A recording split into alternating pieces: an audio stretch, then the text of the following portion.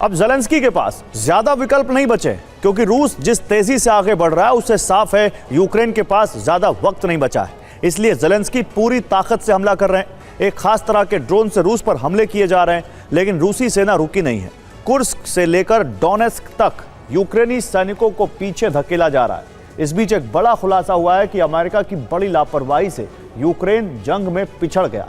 आखिर क्या थी वो लापरवाही जिसने रूस को 5 महीने का वक्त दे दिया, जिससे वो यूक्रेन को तबाह कर सके? इस एक्सक्लूसिव रिपोर्ट में जानिए।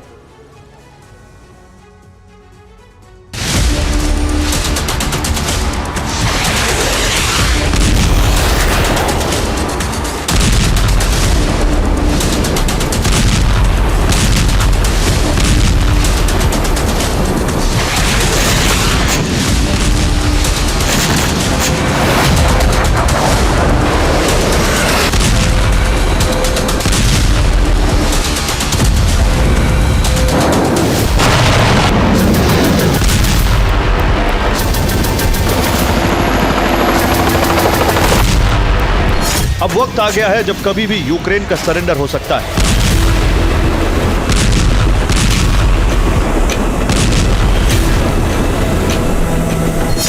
पुतिन का ब्लूप्रिंट तैयार है, जिसके बाद ज़ेलेंस्की के पास 2 ही विकल्प बचेंगे। या तो भाग जाएं या फिर घुटनों के बल आकर यूक्रेन का आत्मसमर्पण कराएं।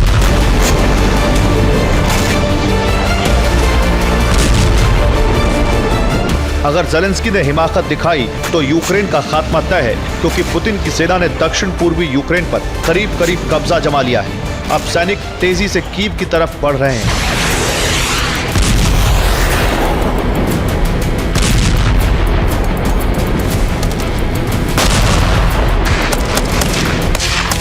अब सवाल उठ रहा है कि साल की शुरुआत में फ्रंट फुट पर युद्ध लड़ने वाला यूक्रेन अचानक से बैकफुट पर कैसे आ गया?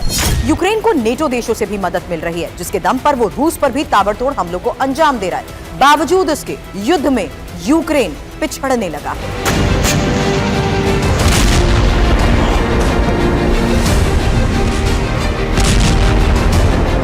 दरअसल इसके पीछे अमेरिका की एक बड़ी लापरवाही है, जिसने यूक्रेन को बढ़त बनाने के बावजूद पीछे हटने पर मजबूर कर दिया।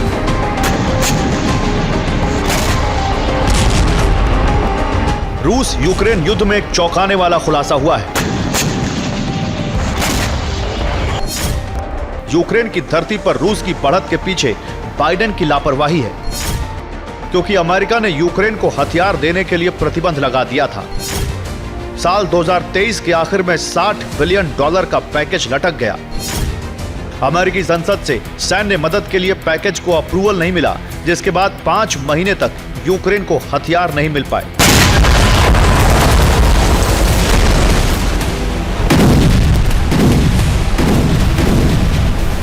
पांच महीने के बाद 1 जनवरी 2023 को अमेरिकी संसद में यूक्रेन को सैन्य सहायता दिए जाने के पैकेज का अप्रूवल मिला। इस बीच रूस को यूक्रेन में और तबाही मचाने के लिए 5 महीने का वक्त मिल गया है। फिलहाल इस दौरान उसने पूर्वी इलाके पर कब्जा कर लिया है।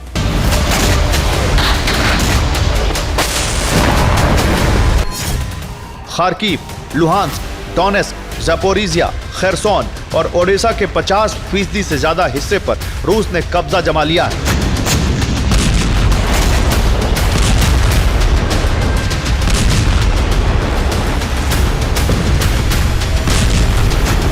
अब पुतिन के सैनिक आगे की तरफ बढ़ रहे हैं। जहां तक सैनिक पहुंच गए हैं, वहां से यूक्रेनी सैनिक भाग गए हैं।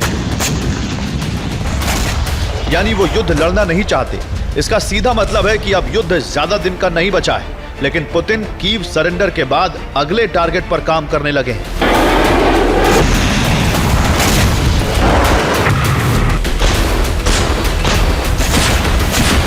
ये बात ज़ेलेंस्की को भी समझ आ चुकी है कि यूक्रेन को अगर मदद नहीं मिली तो वो ज्यादा लंबे समय तक रूस के सामने टिक नहीं पाएगा, क्योंकि अमेरिका के सामने गिड़गिड़ाने से भी मदद मिलने में 5 महीने से ज्यादा का वक्त लग गया था।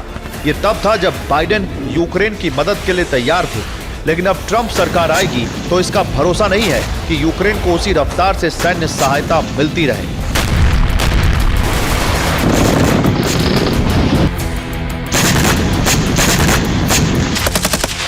हालांकि नेटो देश यूक्रेन को हथियार सप्लाई कर रहे हैं। क्योंकि यूरोप में वो रूस का दबदबा नहीं चाहते, इसलिए यूक्रेन से युद्ध में रूस को उलझाए रखना चाहते हैं। अब यूक्रेन को ड्रोन की खेप भेजकर रूस में तबाही का मंसूबा पाला है, जिसके दम पर यूक्रेन ने रूस के कई इलाकों में जबरदस्त हमले किए।